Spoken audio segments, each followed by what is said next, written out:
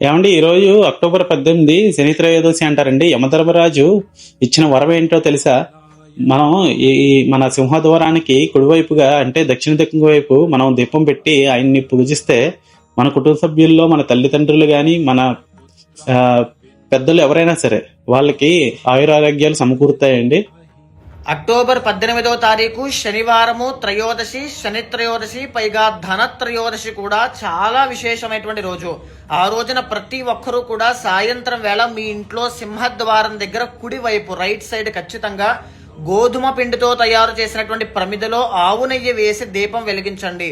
దీన్నే యమదీపము అంటారు. దీన్ని ఎవరైతే వెలిగించి అదే దీపాన్ని యమధర్మరాజుగా భావించి పూజిస్తారో, ఇంట్లో మీ నాన్నగారికి కానీ, అమ్మగారికి కానీ, యజమానికి కానీ, కుటుంబ సభ్యులకి కానీ, మీకు కానీ ఆయుష్ దోషాలు ఏవైనా ఉంటే అవన్నీ తొలగించేస్తాను అని చెప్పి యమధర్మరాజే వరం ఇచ్చారు. కాబట్టి తప్పకుండా దీపాన్ని వెలిగించండి, ఆరాధన చేయండి.